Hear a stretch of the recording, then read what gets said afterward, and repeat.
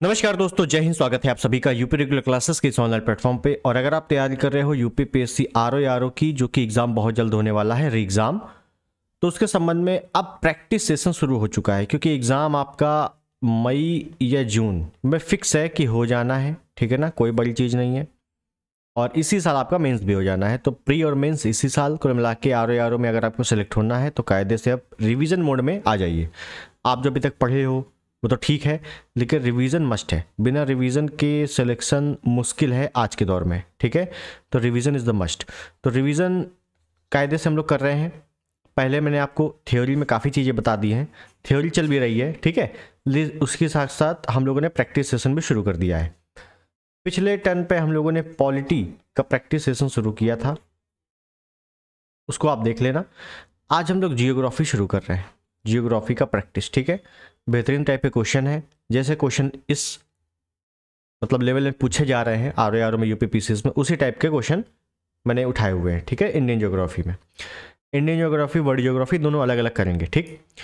आपका टारगेट रहेगा कि 90 प्रश्न हमारे सही हो जाए, ठीक है। 90 टारगेट रखोगे तो 80 प्लस तो हो ही जाएंगे, इतना समझो, ठीक। तो चलिए शुरुआत करते हैं सेशन की। उससे पहले चैनल पर नए हैं, सब्सक्राइब, वीडियो को लाइक और शेयर जरूर कर देना। जियोग्राफी में ज़्यादातर चीज़ें प्रैक्टिस के बाद जो एक्सप्लेनेशन होगा क्वेश्चन के बाद, उस पर मैं ज़्यादातर मैपिंग का यूज़ करूँगा, ठीक है। तो बहुत ही अच्छे तरीके से आपका कवर भी हो जाएगा। तो चलिए शुरुआत करते हैं और बिल्कुल बेसिक प्रश्न से हम लोग स्टार्टिंग करेंगे। इसकी पीडीएफ आपको टेलीग्राम पे मिल जाएगी, टेलीग्राम पे जुड़ जाना है, क्लियर है। और टेलीग्राम पे मैंने आपको एक चैनल का लिंक दिया है, उस पर आपको जुड़ जाना है फ्री क्विज के लिए, ठीक है ना। अगर आपको क्विज प्रैक्टिस करनी है बेहतरीन क्वेश्चन की, जीएस की, तो उस पर भी आप जुड़ जाइए, फ्री है वो, ठीक। तो चलिए पहला प्रश्न लेते हैं, बिल्कुल सिंपल सा प्रश्न है। क्या कह रहा है? भारत के कितने राज्य तटरेखा पर स्थित है? भारत के कितने राज्य तटरेखा पर स्थित है? पीसीएस जे में ही आया हुआ है, ये बिल्कुल लेटेस्ट क्वेश्चन है, ठीक है ना। और इसी टाइप के क्वेश्चन आते भी है, ऐसा नहीं है कि क्वेश्चन नया पैटर्न आ गया है तो क्वेश्चन कुछ अलग ही आ जाएगा, नहीं, पैटर्न वही है, ठीक है। तो कितने राज्य तटरेखा पर स्थित है, तो देख लेते हैं। सब कुछ हम लोग हाथों से ही बनाएंगे। तो ये रहा कुछ दक्षिण भारत का मैप, ठीक है। और दक्षिण भारत में चलेंगे तो हमें सबसे पहले इधर मिलेगा गुजरात, फिर मिलेगा महाराष्ट्र, फिर मिलेगा इधर ही साइड गोवा, फिर मिलेगा कर्नाटक, फिर मिलेगा केरल, इधर साइड सबसे नीचे मिलेगा तमिलनाडु, फिर आंध्र प्रदेश, उसके बाद उड़ीसा, और सबसे ऊपर पश्चिम बंगाल। एक चीज समझना, जैसे अभी तक क्वेश्चन जो आ रहा है, जो लेटेस्ट पैटर्न जो लोग कह रहे हैं, तो बहुत ज़्यादा आपसे अगर पूछा भी जाएगा ना, तो आपसे क्या पूछा जा सकता है कि भाई जो भारत के पश्चिमी तटीय देशों, पश्चिमी तटीय राज्यों को उत्तर से दक्षिण क्रम में लगाइए। तो आपको उत्तर से दक्षिण या दक्षिण से उत्तर क्रम में लगाने के लिए आ जाएगा, या निम्नलिखित में से कौन से राज्य, कौन से तटीय राज्य क्रम में स्थित है, ठीक है। तो आपको 4 ऑप्शन दे देगा, तो इस हिसाब से बताना रहेगा। तो आपको एक एक लोकेशन बस याद रखनी है, बहुत ज़्यादा लेंदी क्वेश्चन आने वाला नहीं है, उसमें टेंशन नहीं लेना, ठीक है। ये रहे।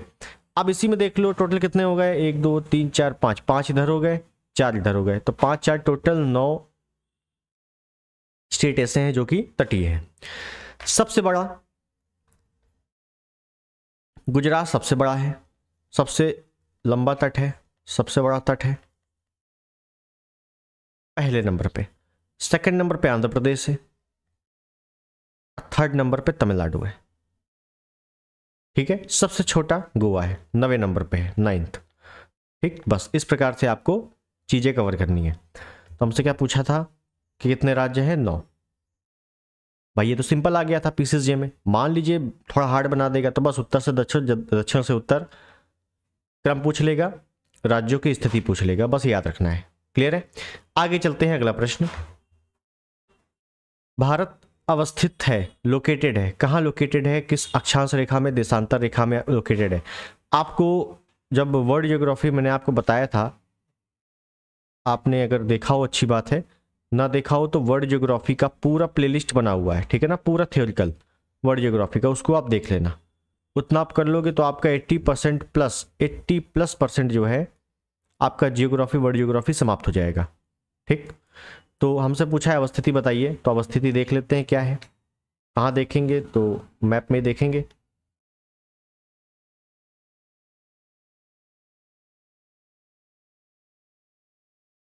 ये कुछ अगर मैं बनाने की कोशिश करूं,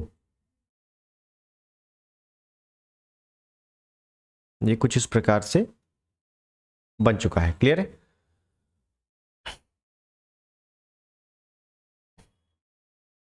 ये रहा। हमसे पूछा क्या है प्रश्न, हमसे प्रश्न कर रहा है कि बताइए अक्षांश और देशांतर विस्तार कितना कितना है। तो देखिएगा, जब भी आपसे विस्तार पूछे तो ध्यान देना विस्तार कितना है, 8 डिग्री 4 मिनट से 33 डिग्री 6 मिनट। अब उत्तरी अक्षांश दक्षिणी अक्षांश ध्यान रखना है कि यह है उत्तरी अक्षांश, उत्तरी अक्षांश से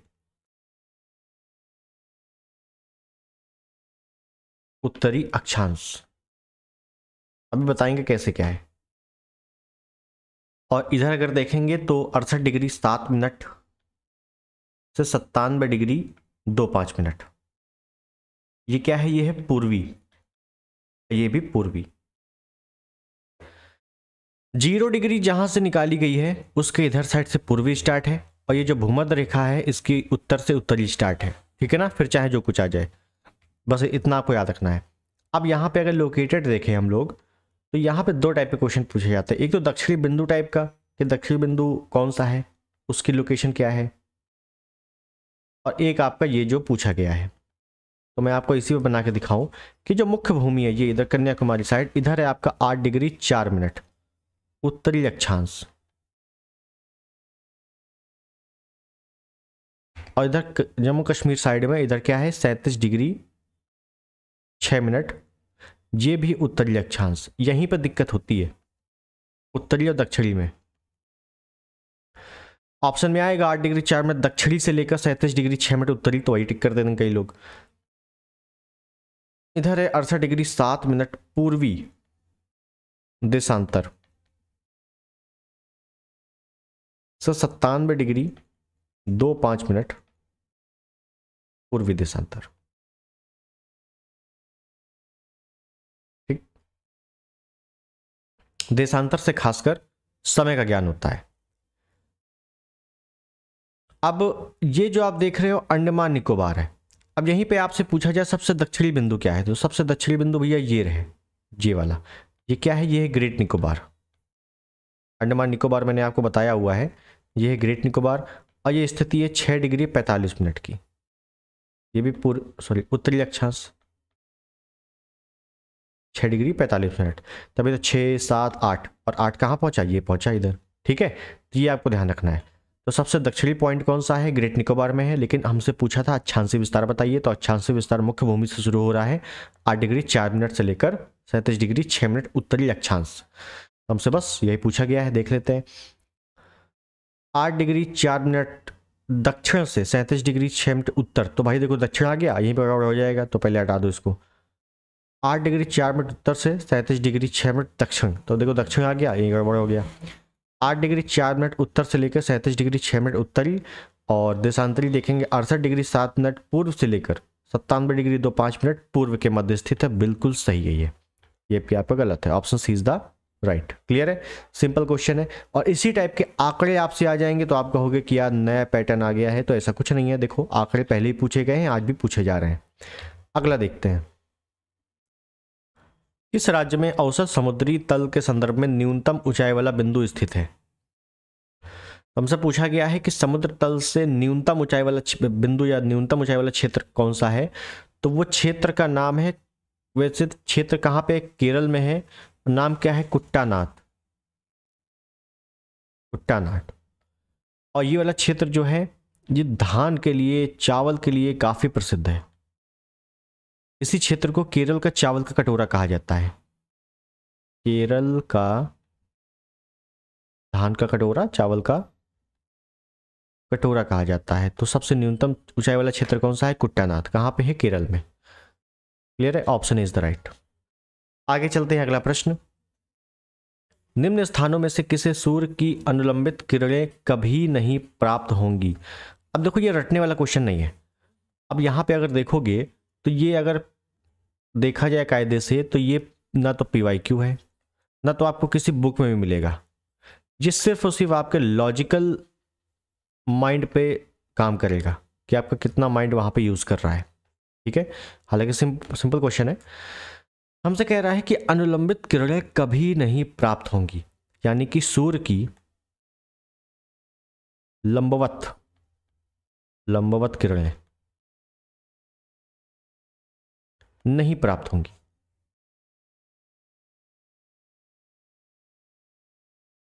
तो अगर हम देख लें कि सूर्य की लंबवत किरणें किसे प्राप्त होती हैं, तो हमने आपको बताया था बिल्कुल सिंपल से, यहीं पर देख लें। ये देखो, ये मान लो ये पृथ्वी है, ये बीच में 0 है, 23.5 है और नीचे 23.5 है। यही वो स्थिति है बीच की, यहीं पे आपको सूर्य की लंबवत किरणें देखने को मिलेंगी। सबसे ऊपर देखेंगे 23.5 डिग्री है, 23.5 डिग्री है, जिसको हम लोग कर्क रेखा कहते हैं। ठीक है, और कर्क रेखा भारत के बिल्कुल बीचों बीच से होकर गुजरती है। अगर आप देखोगे इस प्रकार से, ये यहां से गुजरती है, तो जाहिर सी बात है यहीं तक आपको सूर्य की लंबवत किरणें मिलेंगी, यहां तक, ये वाले स्थान तक। इसके ऊपर आपको कैसी किरणें मिलेंगी? तिरछी। इसके ऊपर जितनी भी किरणें आएंगी वो तिरछी आएंगी। तो भाई चेन्नई, तो भाई इसके बीच में है, ये कहीं 0 डिग्री इधर होगा, तो चेन्नई तो इसके बीच में पड़ गया ना, तो चेन्नई में तो लंबवत किरणें पड़ेंगी। मुंबई यहाँ पड़ गया तो मुंबई में भी लंबवत किरणें पड़ेंगी। त्रिवेंद्रम यहाँ पड़ गया इधर साइड, केरल साइड, तो ये भी इधर ही मिलेगी, लंबवत किरणें मिलेंगी। देखिए श्रीनगर कहाँ पे, श्रीनगर तो ऊपर है ना, जम्मू कश्मीर में, तो यहाँ तिरछी पड़ेंगी। अनुलंबित कभी प्राप्त नहीं होंगी, लंबवत कभी प्राप्त नहीं होंगी, option C is the right. ठीक है, सिंपल क्वेश्चन था, लॉजिकल क्वेश्चन था। आगे चलते हैं अगले प्रश्न में। भारत में कन्याकुमारी की अवस्थिति है। कन्याकुमारी कहाँ स्थित है? भूमध्य रेखा के दक्षिण में, कर्क रेखा के उत्तर में, मकर रेखा के दक्षिण में, भूमध्य रेखा के उत्तर में। बहुत ही अच्छा प्रश्न है, सिंपल प्रश्न है। आपको रेखाओं का ज्ञान होना चाहिए।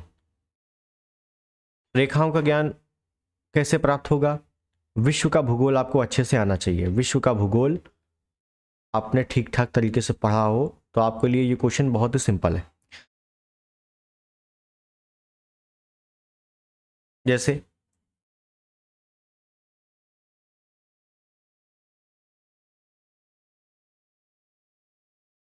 मान लो ये दक्षिण भारत है, ये बीचों बीच से गुजर रही है 23.5 डिग्री, जिसको हमने कहा है कर्क रेखा। यहां कहीं से गुजर रही है 0 डिग्री, जिसको हमने कहा है भूमध्य रेखा, विषुवत रेखा। और उसके नीचे से कहीं 23.5 डिग्री गुजर रही होगी, जिसको हम कहेंगे मकर रेखा। हमसे प्रश्न पूछा है कन्याकुमारी कहाँ है? कन्याकुमारी कहाँ है? ये रहा कन्याकुमारी, ये है लोकेशन कन्याकुमारी, ये लोकेशन है कन्याकुमारी की। अब बताइए कहाँ पे? कर्क रेखा के दक्षिण में है, भूमध्य रेखा के उत्तर में है और मकर रेखा के उत्तर में है बस। भूमध्य रेखा के दक्षिण में है, भूमध्य रेखा के दक्षिण में तो नहीं है, गलत। कर्क रेखा के उत्तर में है, गलत। मकर रेखा के दक्षिण में है, गलत। भूमध्य रेखा के उत्तर में है, option D is the right. भूमध्य रेखा के उत्तर में है, तो ये रहा भूमध्य रेखा। भूमध्य रेखा के उत्तर में क्या है? कन्याकुमारी। ये रहा, हो गया क्लियर, काम खत्म है, simple, option D is the right. और इसी टाइप के प्रश्न आपसे पूछे जाते हैं। आगे चलते हैं, अगला प्रश्न। 9 डिग्री चैनल अवस्थित है। 9 डिग्री चैनल कहाँ पे अवस्थित है? तमाम तरह के चैनल हैं, तमाम तरह के जल डमरू मध्य हैं, जल डमरू मध्य हैं, जो मैं आपको करवाऊंगा भी अलग से। ठीक है, जितने भी इंपॉर्टेंट जल डमरू मध्य हैं, जल संधियां हैं, क्या जल संधियां, तो ये मैं आपको अलग से करवाऊंगा भी मैपिंग में। ठीक है ना, इसमें टेंशन नहीं लेना है, ये आपसे पूछा भी जाता है, इंपॉर्टेंट है। हमसे पूछा है 9 डिग्री चैनल कहाँ पे स्थित है। 9 डिग्री चैनल आपको ध्यान रखना है, एक है आपका 9 डिग्री 8 डिग्री चैनल, एक है 9 डिग्री चैनल, एक है 10 डिग्री चैनल। ये तीनों आपसे पूछा जाता है लाइन से, तो सिंपल ध्यान रखना है। मालदीव, मिनिकॉय, लक्षद्वीप, मिनिकॉय, अंडमान और निकोबार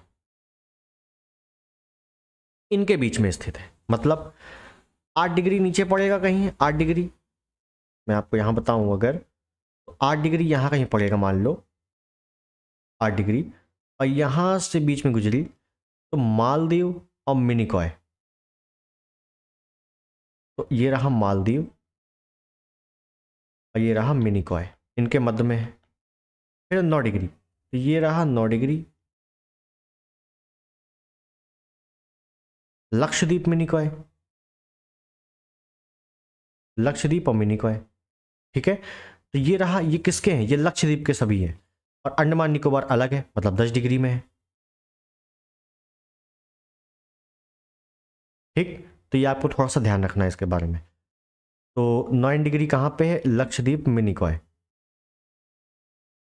तो यहाँ पे कहाँ दिया है लक्षद्वीप, मिनिकॉय, तो यहाँ पे तो है ही नहीं, यहाँ पे भी नहीं है, यहाँ पे भी नहीं है, बस मिनिकॉय। अब देखो कवरत्ती आ गया है, तो ये लक्षद्वीप की राजधानी है, तो Lakshadweep, Minicoy, option A is the right, ठीक है ना, ये टेंशन मत लेना इसको, ऑप्शन ए बिल्कुल सही है जी, आपको ध्यान रखना है इतने।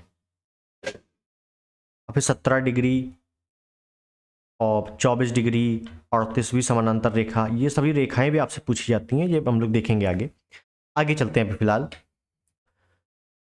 निम्नलिखित द्वीपों के युग्मों में कौन सा एक युग्म 10 अंश जलमार्ग 10 डिग्री चैनल द्वारा आपस में पृथक किया गया है? बहुत ही सिंपल क्वेश्चन है और कई बार आ भी चुका है और अच्छा क्वेश्चन है। इसी टाइप से अगर घुमा के पूछ लेगा ना थोड़ा कंफ्यूजन हो जाएगी। सिंपल सा पूछा है 10 डिग्री चैनल किसके मध्य, तो Andaman Nicobar, option is the right, simple question, कोई टेंशन नहीं। क्लियर, आगे चलते हैं। भारत का सुदूरस्थ दक्षिणी बिंदु, मतलब सबसे दक्षिणी बिंदु कौन सा है? ये इंपॉर्टेंट है क्योंकि दक्षिणी बिंदु में ज्यादातर लोग कन्याकुमारी करके चले आएंगे।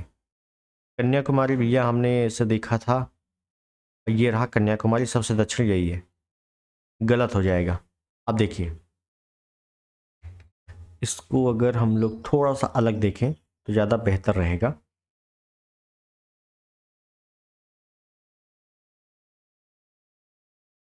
थोड़ा सा मैप बना दें, कच्चा चिट्ठा ऐसी जी, थोड़ा सा पतला बन गया है, कोई दिक्कत नहीं, समझना है अपने को केवल। और यहाँ पे अंडमान निकोबार जी, क्लियर, ये ले लो भैया एक श्रीलंका, ठीक है, काम खत्म। अब देखो हमसे बोला है, हमसे क्या पूछा है, सबसे दक्षिणी सुदूरस्थ दक्षिणी बिंदु कौन सा है। अब देखिए यहाँ पे आपको एक कंफ्यूजन होगी, या तो ये है या तो ये है। यहाँ पे क्या है, इसको बोला जाता है इंदिरा पॉइंट, इंदिरा पॉइंट सबसे दक्षिणी बिंदु को, ठीक है। लेकिन जब आपसे बोले कि मुख्य भूमि पर,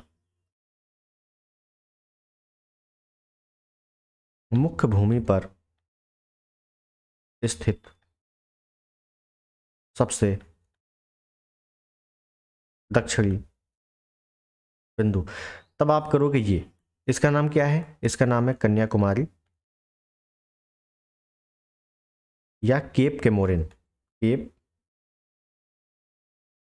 केमोरिन, कन्याकुमारी या केप केमोरिन, ठीक है। जब आपसे पूछे मुख्य भूमि पे, लेकिन यहाँ मुख्य भूमि तो है ही नहीं, केवल सुदूरस्थ सबसे दक्षिणी बोला है, तो सबसे दक्षिणी कहाँ निकल जाएंगे हम लोग, इंदिरा पॉइंट। ये इंदिरा पॉइंट है कहाँ पे, ये इंदिरा पॉइंट है अंडमान निकोबार, और अंडमान निकोबार में भी ग्रेट या बड़ा निकोबार कहा जाता है इसको, बड़ा निकोबार, क्योंकि 6 डिग्री 45 मिनट पे, 6 डिग्री 45 मिनट उत्तरी अक्षांश पे स्थित है। इंदिरा पॉइंट को अन्य किस नाम से जाना जाता है, तो पिगमिलियन पॉइंट, मिलियन या पार्सन, पार्सन पॉइंट भी इसे कहा जाता है। क्लियर है। सबसे उत्तरी बिंदु की अगर बात कर ले तो जम्मू कश्मीर क्षेत्र में है, इसका नाम क्या है, इंदिरा काल। क्लियर है, इंदिरा काल, ये आपको थोड़ा सा ध्यान रखना है। और सबसे पूर्वी या पश्चिमी पूछ ले तो भाई यहाँ पे आप देख लीजिए, यहाँ पे आप कर देंगे किबिथु, किबिथु या अरुणाचल प्रदेश में है, और अरुणाचल प्रदेश का एक क्षेत्र भी है किबिथु, ठीक है। और यहाँ पे है गौहर माता, गौहर मात्रा। बस काम खत्म।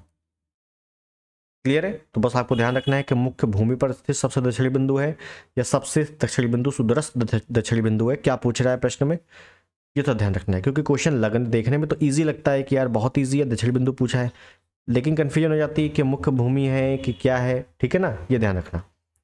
आगे चलते हैं, अगला प्रश्न। भारत के प्रादेशिक जल क्षेत्र का विस्तार है। भारत के प्रादेशिक जल क्षेत्र का विस्तार है। समुद्र तट से 3 समुद्री मील, 6 समुद्री मील, 12 समुद्री मील या 24 समुद्री मील। देखिएगा यहाँ पे आपसे 3 टाइप के प्रश्न बनते हैं। सेम मैं वैसे ही बना रहा हूँ, क्योंकि तट वाली बात है तो तट बनाना पड़ेगा। ये कुछ तट बन गया मान लीजिए। यहाँ से 3 टाइप के क्वेश्चन बनते हैं। पहली बात तो कहाँ गया प्रश्न, ये रहा। आपसे बोला है कि प्रादेशिक जल क्षेत्र का विस्तार है। समुद्री मील को हम ये भी कह सकते हैं नॉटिकल मील, नॉटिकल मील। अब ये उन्हीं देशों के पास पावर है इसकी या क्षेत्र का विस्तार है जिनके पास समुद्र तट है। ठीक, जैसे भारत या अन्य देश जिसके पास समुद्री सीमा लगती है उसके पास कुछ पावर्स दिए जाते हैं समुद्र की ओर से। जैसे एक पावर दी जाती है 12 नॉटिकल मील तक, एक है 24 नॉटिकल मील तक और एक है 200 नॉटिकल मील तक। ये कुछ पावर्स है। इसके बाद भाई साहब इसके आगे बताओ, इसके आगे फिर यूएनओ की पावर चलती है। ठीक है, तो 12 नॉटिकल मील तक के क्षेत्र को बोलते हैं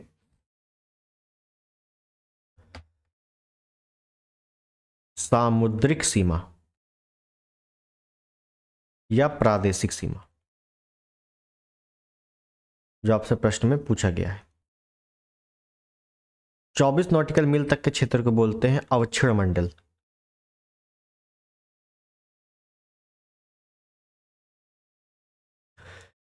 या इसी को संलग्न सीमा भी कह देते हैं, संलग्न सीमा। 200 नॉटिकल मील तक के क्षेत्र को बोलते हैं ईईजेड। तो ये शॉर्ट फॉर्म में आ जाता है कभी कभी, अनन्य आर्थिक क्षेत्र। ठीक, पावर्स क्या क्या है मैं ओरली बोलूंगा। सामुद्रिक सीमा या प्रादेशिक सीमा में जो पावर है वो वैसी पावर है जैसे आपके घर में होती है। मतलब जो हम भारत का यूज यहाँ पे करेंगे, भारत की ज़मीन का यूज, वही हम 12 नॉटिकल मील समुद्र तक कर सकते हैं, कुछ भी कर सकते हैं। जैसे आप घर बनवाते हो तो बालकनी निकलवा देते हो, ठीक है ना, बालकनी में भी आप कुछ भी बनवा सकते हो। ठीक है, वो आपका एक यूज़ हो जाता है उसमें, बस वैसी टाइप का है, समझ ली। ठीक, 24 नॉटिकल मील में कुछ पावर्स हैं, जैसे हम उस पर सफाई का ध्यान रख सकते हैं, सीमा शुल्क वसूली कर सकते हैं वगैरह वगैरह। 200 नॉटिकल मील में, क्योंकि 200 नॉटिकल मील काफ़ी दूर है, तो इस पर हम द्वीपों का निर्माण कर सकते हैं, समुद्री संसाधनों का निर्माण निकालना कर सकते हैं, या परमाणु परीक्षण करना हो, सबसे इम्पोर्टेंट है। परमाणु परीक्षण अगर हमें करना है तो यहाँ पे हम कर सकते हैं, क्योंकि दूर है इस वजह से। इसके आगे जो पावर चलती है वो यूएन की पावर चलती है। ठीक, हमसे पूछा था कि प्रादेशिक जल सीमा, तो ऑप्शन सी 12 नॉटिकल मील। 3 क्षेत्र तो कुछ है ही नहीं, 24 को हम लोग अवक्षीण मंडल या संलग्न सीमा बोलेंगे। क्लियर है? तो ऑप्शन सी यहाँ पर बिल्कुल सही है। आगे चलते हैं, अगला प्रश्न। निम्नलिखित राज्यों में से कौन एक राज्य 3 तरफ से बांग्लादेश से घिरा हुआ है? बांग्लादेश से घिरा है, वेरी सिंपल क्वेश्चन है। बांग्लादेश से कौन घिरा है? तो भाई जब आपने मैप देखा है तो बांग्लादेश से कुछ इस प्रकार घिरा हुआ है कि अगर आप पूर्वी भारत देखो, ये कुछ इस प्रकार है, और ये है बांग्लादेश, ये रेड में, ये रेड में बांग्लादेश है। ठीक है, ये रेड में बांग्लादेश है, और यहीं पर ये आपका ग्रीन है, यही है 3 ओर से घिरा हुआ। यह है क्या? ये है त्रिपुरा, त्रिपुरा। ठीक है, option C is the right. Simple question है, 3 ओर से बांग्लादेश से घिरा हुआ है। ठीक है, आगे चलते हैं, अगला प्रश्न। भारत के निम्न राज्यों में से कौन देश के सभी चारों ओर भौतिक प्रदेशों का प्रतिनिधित्व करता है? सभी चारों भौतिक प्रदेशों का प्रतिनिधित्व करता है। अच्छा क्वेश्चन है ये, मैं ये नहीं कहूँगा ये इजी क्वेश्चन है, लेकिन ये अच्छा क्वेश्चन है, मतलब एक कॉम्पिटिटिव लेवल का क्वेश्चन है ये, एक बेहतर। देखिएगा क्या कह रहा है इसमें। तो देखिए इसमें कहा गया है सभी चारों भौतिक प्रदेश, पहली बात तो गलत है, चारों नहीं है 6 भौतिक प्रदेश हैं जो मैंने आपको बताए थे। कौन कौन से मैंने आपको एक बार बताए थे, मैं लिख देता हूं कि उत्तर का पर्वतीय भाग, उत्तर का मैदानी भाग, और पश्चिम का मरुस्थलीय भाग, तटीय मैदान,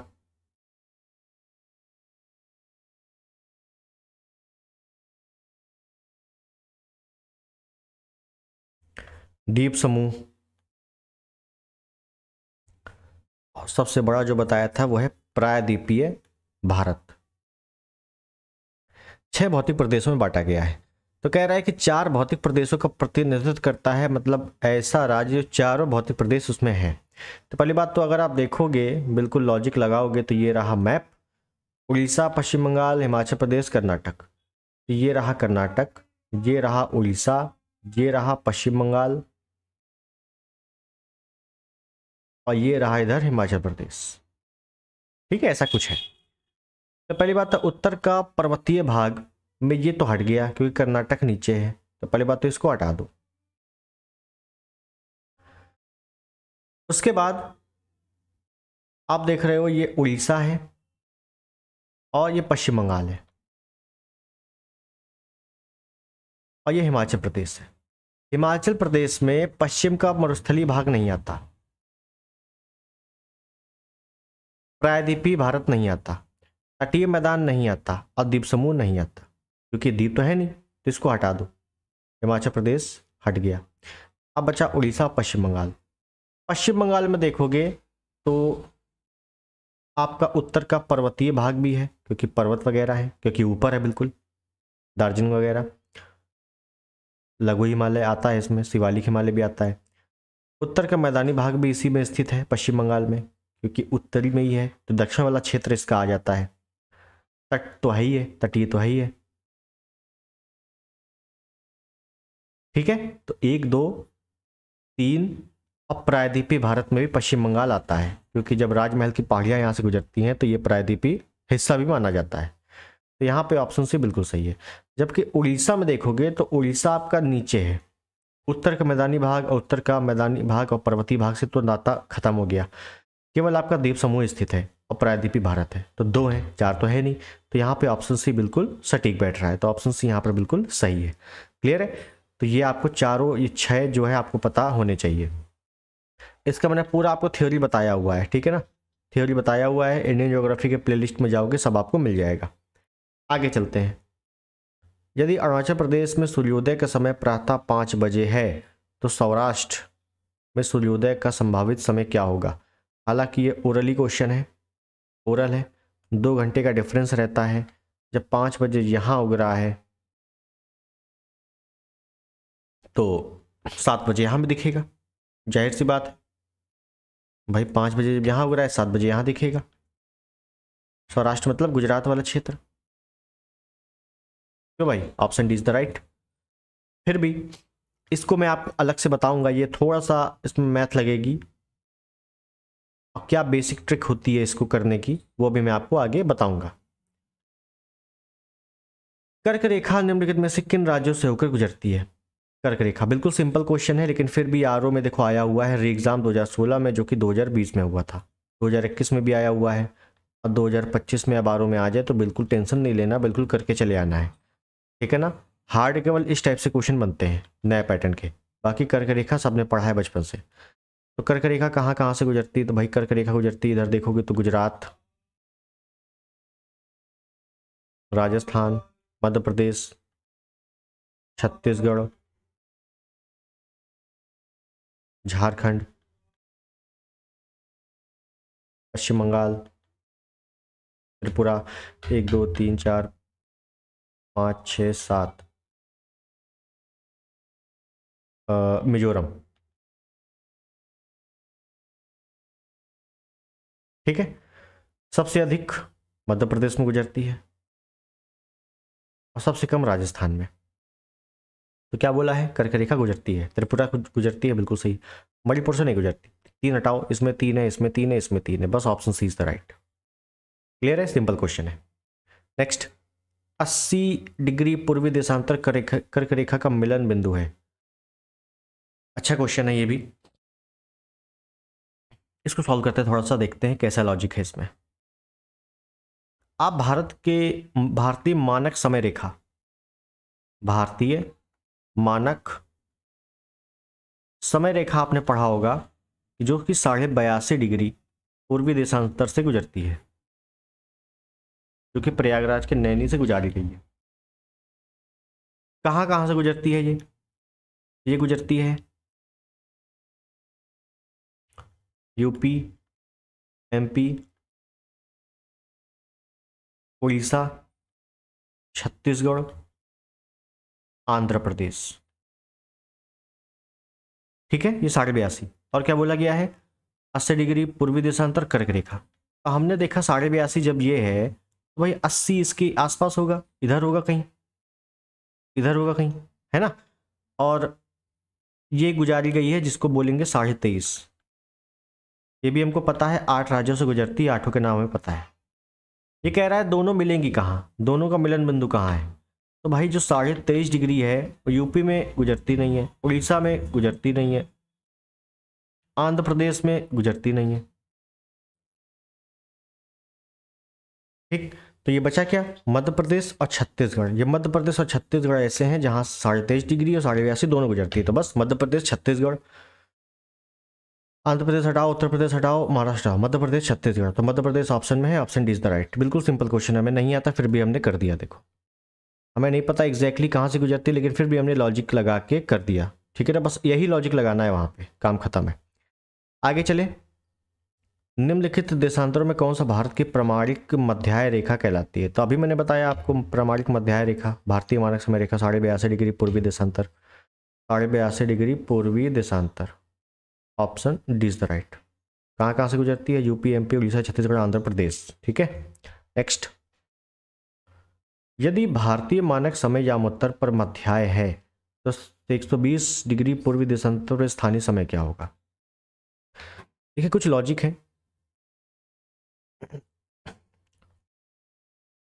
टाइम निकालने के, हालांकि टाइम जोन अलग से चैप्टर है इसका, वो आगे हम लोग देखेंगे, लेकिन फिर भी मैं बताऊं आपको कि अगर आपको इधर जाना है, इधर जाना है, पहले आपको पता होना चाहिए 0 डिग्री देशांतर कहाँ से निकाली गई है, लंदन के ग्रीनविच से, ग्रीनविच से निकाली गई है, यहाँ से मानक समय निर्धारित होता है। ठीक, अगर आपको मान लीजिए यहाँ पे 0 है, 0 डिग्री लंदन है, अगर आपको इधर आना है पूर्व साइड तो आपको प्लस करना होगा, इधर जाना है पश्चिम साइड तो आपको माइनस करना होगा। ठीक, 1 डिग्री देशांतर पार करने में 4 मिनट का समय लगता है। 4 मिनट का समय 1 डिग्री पार करने में, तो अगर हम 15 से मल्टीप्लाई कर दे दोनों को तो 15 चौके 60 मिनट, मतलब 1 घंटा पार करने में 15 डिग्री का समय। सिंपल लॉजिक है, सिंपल मैथ है।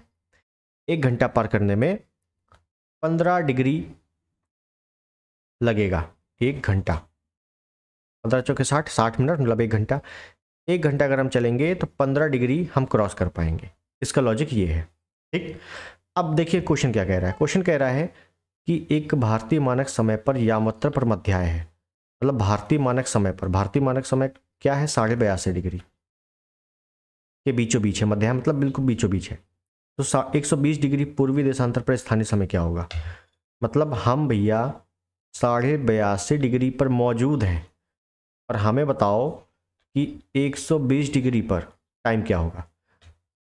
हमसे कह रहा है यामोत्तर पर मध्याय है, मध्याय मतलब बीचों बीच, मतलब 12 बजे मध्याय, मध्याय 12 बजे के पहले पूर्वाह और 12 बजे के बाद अपाह, अपराह। ठीक है, ये आपने हिंदी में पढ़ा होगा।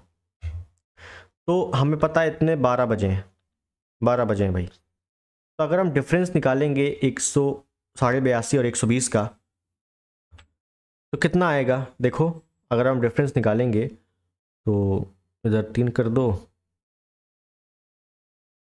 डिग्री, 37.5 डिग्री डिफरेंस, इनका डिफरेंस 37.5 डिग्री। 1 डिग्री पार करने में 4 मिनट का समय है ना, तो 37.5 डिग्री पार करने में कितना समय लगेगा? तो 4 सत्ते 28, 4 12, 13 14, 4 दूनी 8, 150 मिनट। तो 150 मिनट को हम ये भी लिख सकते हैं 2 घंटे 30 मिनट, मतलब 2.5 घंटे का समय। कितना? 2.5 घंटे, 2.5 घंटे लगेंगे। अब मैंने कहा 82.5 से 120 चलना है, मतलब इधर जाना है।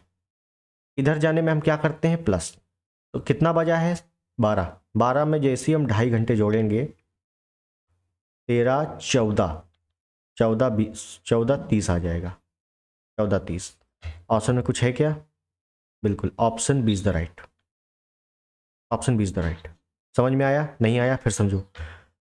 मैंने कहा रूल ये कहता है कि 0 से आप अगर पूर्व जाओगे तो आपको प्लस करना है, पश्चिम जाओगे तो आपको माइनस करना है। रूल ये कहता है 1 डिग्री पार करने में 4 मिनट का समय लगता है। काम खत्म। 82.5 भारतीय मानक समय रेखा पर मध्याह्न है, मध्याह्न मतलब 12 बजे हैं, तो 120 पे कितने बजेंगे? तो 82.5 और 120 डिग्री का डिफरेंस निकाला, 37.5 डिग्री आ गया। 37.5 डिग्री हमें पता चल गया इतना बजेगा, इतना डिफरेंस है। 1 डिग्री में 4 मिनट का समय, तो 37.5 डिग्री पार करने में 150 मिनट का समय। 150 मतलब 2.5 घंटे। हमने प्लस क्यों किया 12 में? क्योंकि हमें जाना था पूर्व। पश्चिम जाते तो माइनस करते, लेकिन पूर्व जा रहे हैं तो हम प्लस करेंगे। प्लस करने पे आया 14.5। ठीक है, इतना टाइम हो गया। टाइम जोन है, बिल्कुल सिंपल प्रश्न आते हैं, बहुत ज़्यादा लेंदी नहीं आते। क्लियर है जी? हो गया। अगला प्रश्न चलते हैं, और अगला प्रश्न हमारा कोई नहीं है, यहीं पर हम करते हैं एंड। तो आज हमने किया जियोग्राफी, इंडियन जियोग्राफी। अब बिल्कुल लेटेस्ट ट्रेंड पे कर रहे हैं। लेटेस्ट ट्रेंड पे जैसे क्वेश्चन चल रहे हैं उसी हिसाब से, थोड़ा सा हार्ड लेवल का। ठीक है, अगर आप इतना कर ले जा रहे हो तो आप समझो कि आप बहुत ही इजीली प्रीलिम्स हो जाएगा। मेंस में आप हिंदी पे थोड़ा सा फोकस कर लेना, काम खत्म। ठीक है, तो रेगुलर रहिएगा, क्योंकि रेगुलर जो रहेगा, रिवीजन जो रेगुलर करेगा उसी का सिलेक्शन होना है, ये भी समझ लो। ठीक, जियोग्राफी हो गया है, इसी हिसाब से सारे सब्जेक्ट को धीरे धीरे लेते हुए चलेंगे हम लोग। और इसकी जो पीडीएफ है, पीडीएफ आपको टेलीग्राम पे मिल जाएगी, टेलीग्राम पे जुड़ जाना है। ठीक है, तो मिलते हैं अगले वीडियो में, तब तक के लिए नमस्कार, जय हिंद, वंदे मातरम।